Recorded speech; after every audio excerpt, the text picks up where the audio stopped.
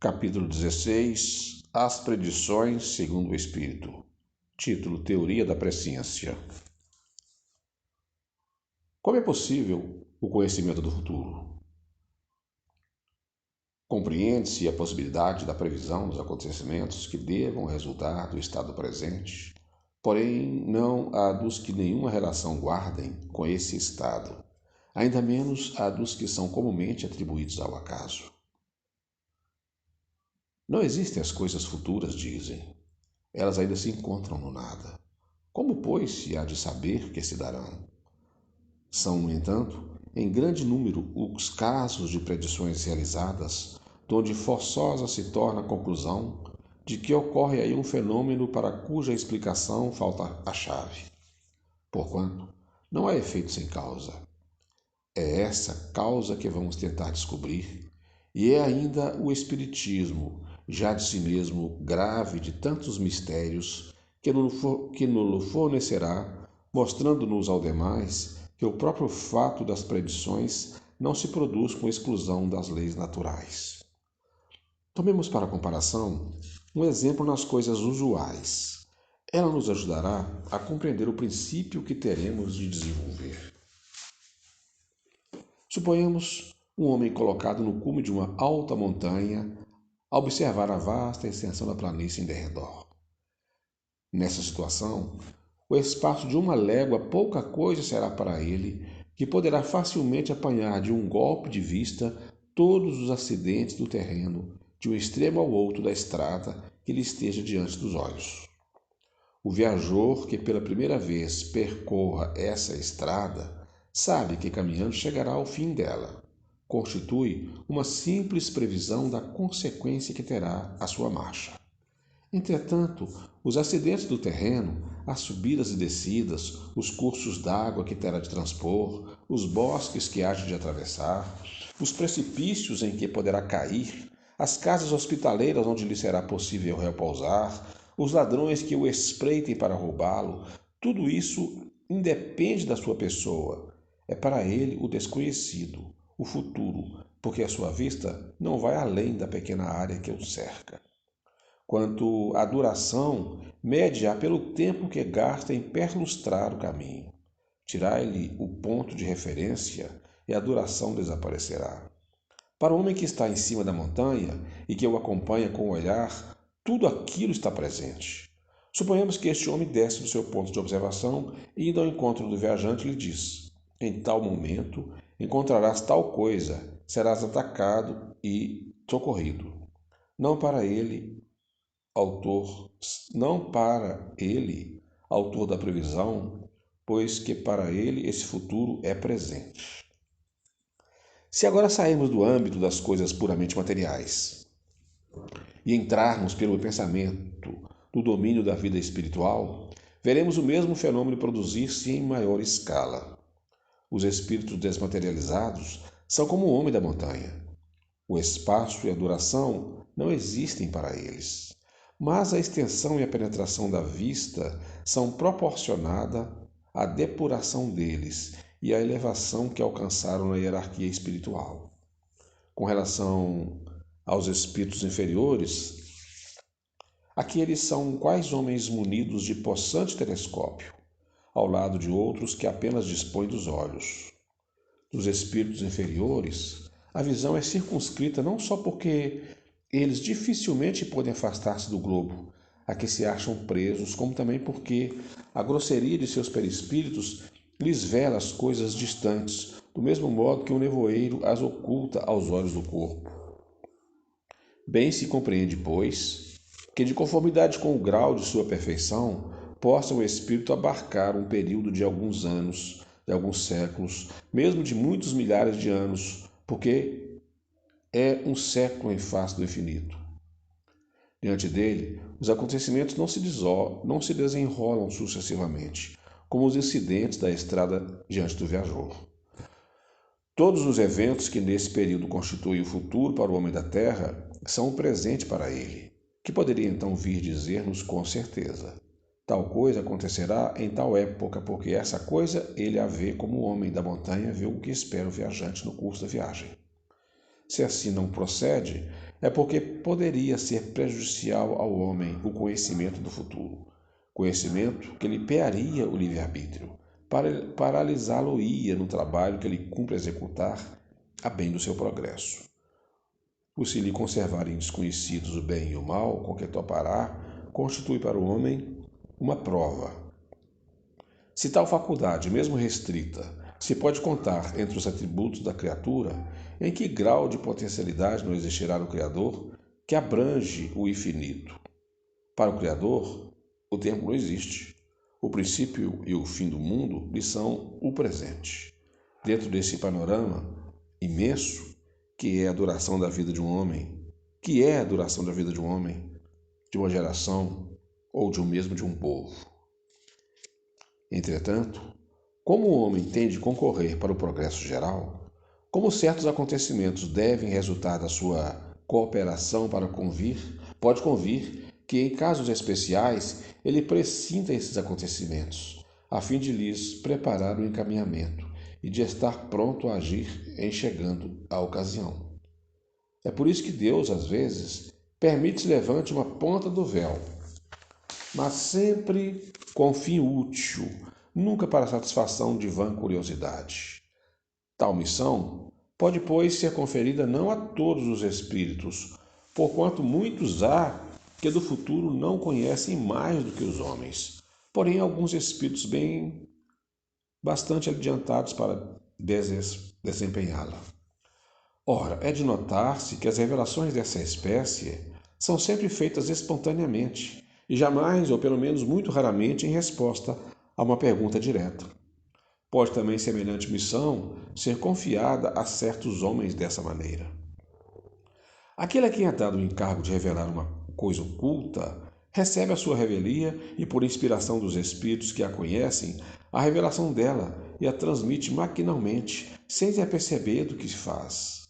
É sabido ao demais que, assim durante o sono, como em estado de vigília, nos êxtases da dupla vista, a alma se desprende e adquire em grau mais ou menos alto as faculdades do espírito livre. Se for um espírito adiantado, se sobretudo houver recebido, como os profetas, uma missão especial para esse efeito, gozará nos momentos de emancipação da alma da faculdade de abarcar para si mesmo um período mais ou menos extenso e verá como presente os sucessos desse período. Pode então revelá-los no mesmo instante ou conservar a lembrança deles ao despertar. Se os sucessos hajam de permanecer secretos, ele os esquecerá, ou apenas guardará uma vaga intuição do que lhe foi revelado, bastante para o guiar instintivamente. É assim que, em certas ocasiões, essa faculdade se desenvolve providencialmente na iminência dos perigos, nas grandes calamidades, nas revoluções, e é assim também que a maioria das seitas perseguidas adquire numerosos videntes.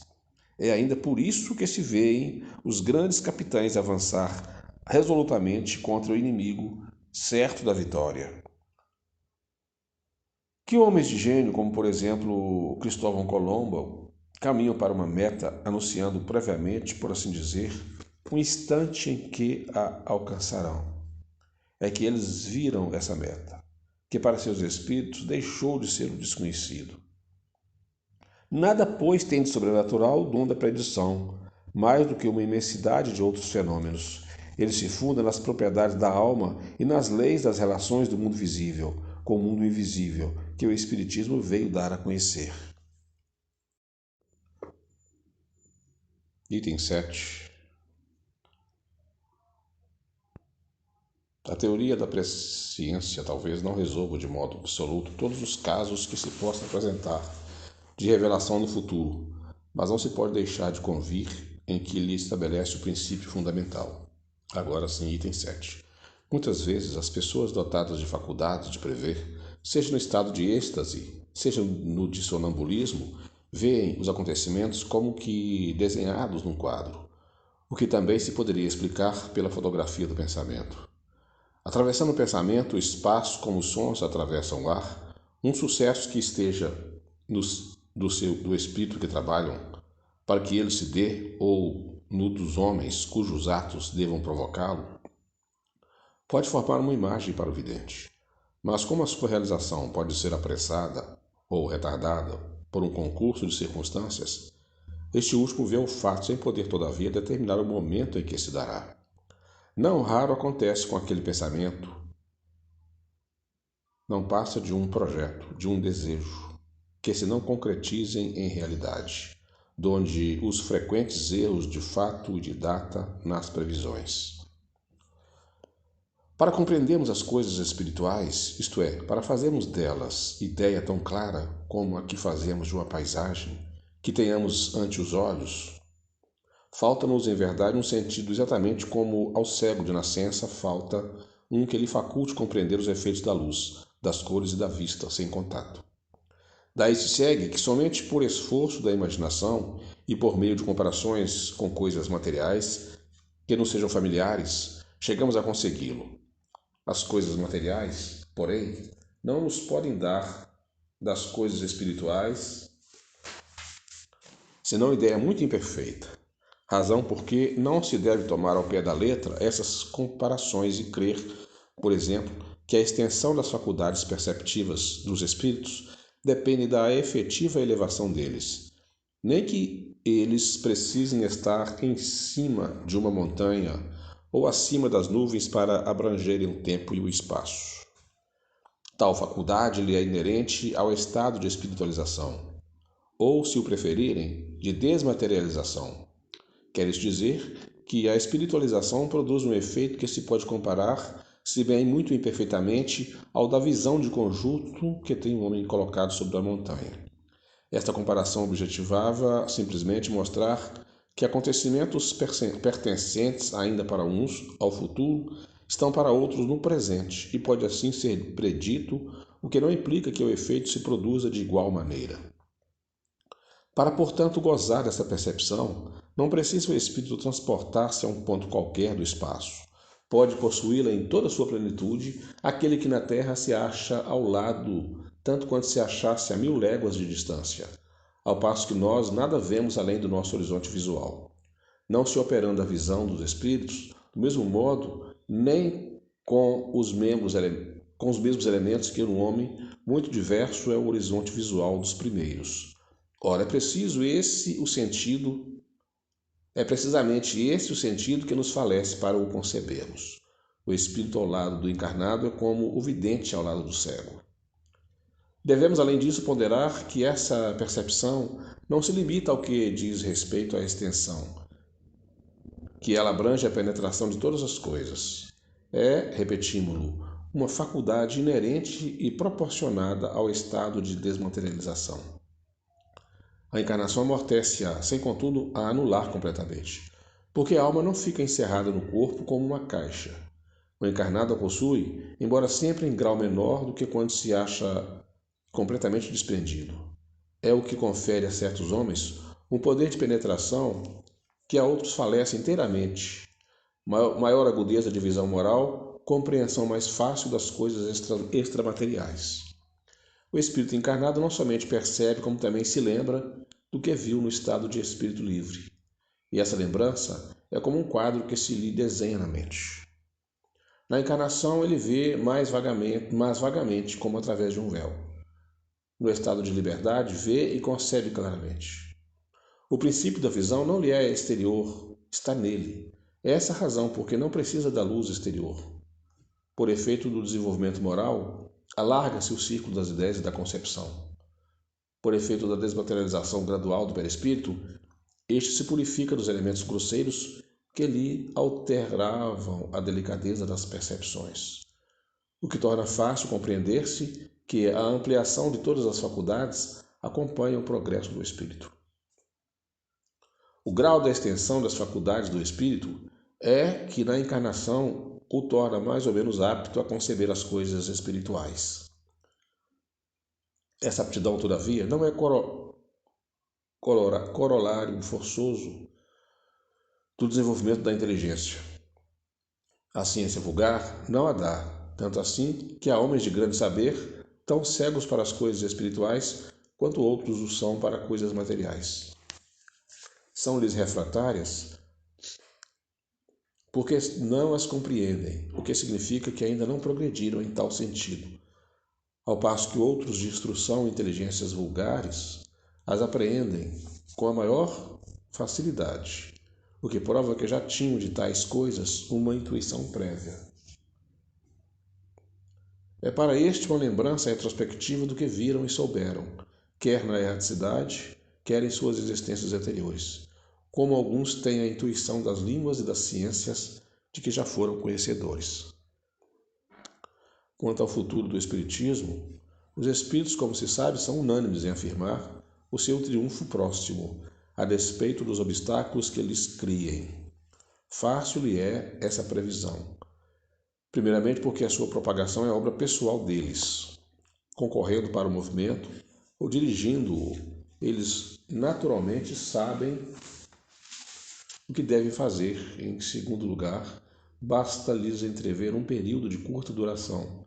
Veem nesse período, ao longo do caminho, os poderosos auxiliares que Deus lhes suscita e que não tardarão a manifestar-se. Transportem-se os espíritas, embora sem querer, sem serem espíritos encarnados, há 30 anos apenas para diante, ao ser da geração que surge. Daí considerem o que se passa hoje com o Espiritismo. Acompanhem-lhe a marcha progressiva e verão consumir-se em vãos esforços os que se criem destinados a derrocá-lo. Verão que esses tais pouco a pouco desaparecem de cena e que, paralelamente, a árvore cresce e alonga cada dia mais as suas raízes. As mais das vezes, os acontecimentos vulgares da vida privada são consequência da maneira de proceder de cada um.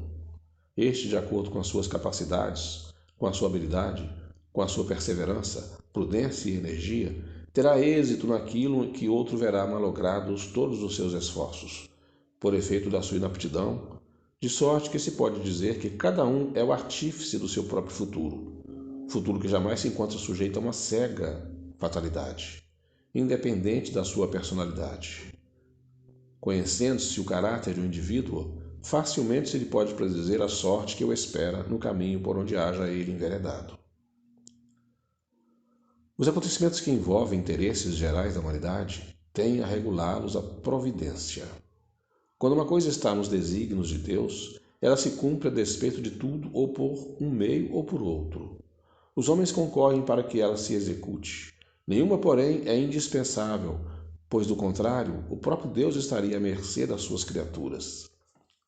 Se faltar aquele a quem incumba a missão de a executar, outro será dela encarregado. Não há missão fatal. O homem tem sempre a liberdade de cumprir ou não o que lhe foi confiado, e que ele voluntariamente aceitou. Se não o faz, perde os benefícios que daí lhe resultariam e assume a responsabilidade dos atrasos que possam resultar da sua negligência ou da sua má vontade. Se tornar um obstáculo a que ela se cumpra, está em Deus afastá-lo com um sopro. Pode, portanto, ser certo o resultado final de um acontecimento por se achar este nos desígnios de Deus, como, porém, quase sempre os pormenores e o modo de execução se encontram subordinados às circunstâncias e ao livre-arbítrio dos homens, podem ser eventuais as sendas e os meios. Está nas possibilidades dos espíritos prevenir-nos do conjunto, se convier que sejamos avisados.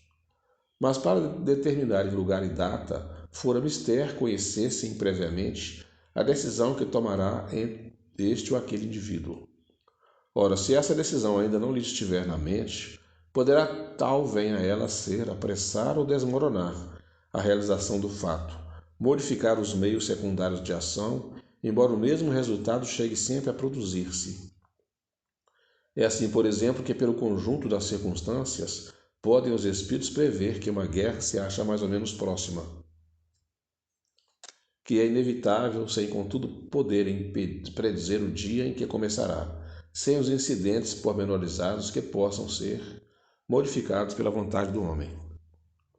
Para a determinação da época dos acontecimentos futuros, será preciso aos demais se leve em conta uma circunstância inerente à natureza mesma dos espíritos.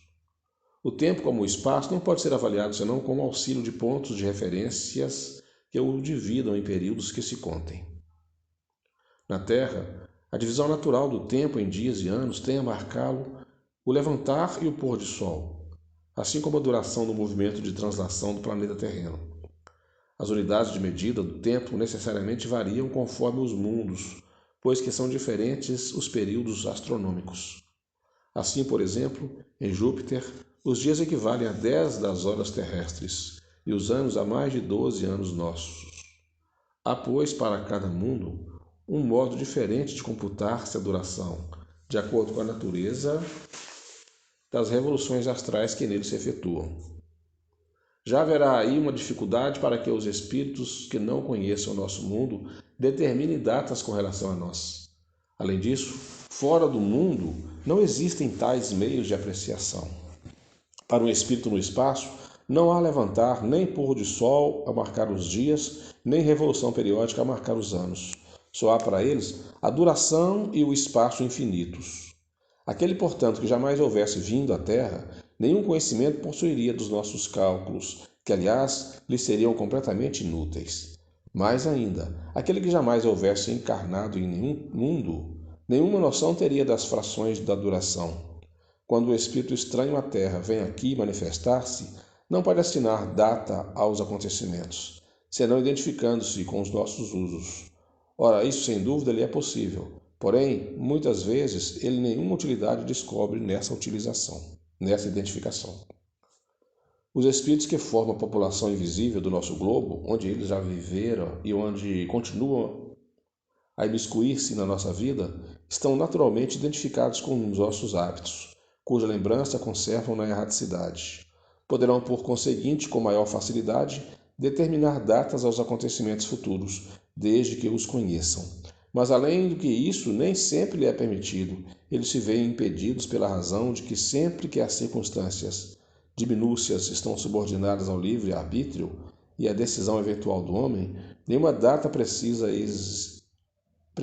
existe realmente, serão depois que o acontecimento se tenha dado. Eis aí por que as predições circunstanciadas não podem apresentar cunho de certeza, e somente como prováveis devem ser acolhidas, mesmo que não tragam eiva que as torne legitimamente suspeitas. Por isso mesmo, os espíritos verdadeiramente ponderados nada nunca predizem para épocas determinadas, limitando-se a prevenir-nos do seguimento das coisas que convenha conheçamos. Insistir por obter informes precisos é expor-se a mistificações do espírito leviano, que predizem tudo o que se queira, sem se preocuparem com a verdade, divertindo-se com os terrores e as decepções que causem. A forma geralmente empregada até agora nas predições faz dela verdadeiro enigma, ou mais das vezes indecifráveis. Essa forma misteriosa e cabalística de que Nostradamus nos oferece um tipo mais completo lhe dá certo prestígio perante o vulgo, que tanto mais valor lhe atribui quanto mais incompreensíveis se mostrem. Pela sua ambiguidade, elas se prestam a interpretações muito diferentes, de tal sorte que, conforme o sentido que se atribua a certas palavras alegóricas ou convencionais, conforme a maneira por que se efetua o cálculo, singularmente complicado da data e com pouco de boa vontade, nela se encontra quase tudo o que se queira. Seja como for, não se pode deixar de convir em que algumas apresentam caráter sérios e confundem pela sua veracidade. É provável que a forma velada dela tenha, em certo tempo, sua razão de ser e mesmo suas necessidades. Hoje as circunstâncias são outras. O positivismo do século dá-se-á mal com a linguagem sublina. Daí vem que, presentemente, as predições já não se revestem dessas formas singulares. Nada tem de místicas as que os espíritos fazem. Elas usam a linguagem de toda a gente como teriam feito quando vivos na Terra, porque não deixaram de pertencer à humanidade. Avisam-nos das coisas futuras, pessoais ou gerais, quando necessárias na medida da perspicácia de que são dotados, como fariam conselheiros e amigos. Suas previsões, pois, são antes advertências do que predições propriamente ditas, as quais implicariam uma fatalidade absoluta. Além disso, quase sempre motiva opinião que manifestam por não quererem que o homem anule a sua razão sob uma fé cega e desejarem que este último lhe aprecie a exatidão. A humanidade contemporânea também conta seus profetas, mas de um escritor, poeta, literato, historiador ou filósofo, hão traçado em seus escritos a marcha futura de acontecimentos cuja realização agora assistimos. Essa aptidão, sem dúvida, decorre muitas vezes da retidão do juízo, no deduzir as consequências lógicas do presente, mas, doutras vezes, também resulta de uma especial clarividência inconsciente ou de uma inspiração vinda do exterior. O que tais homens fizeram quando vivos podem, com razão mais forte e maior exatidão, fazer no estado de espíritos livres quando não têm a visão espiritual obscurecida pela matéria.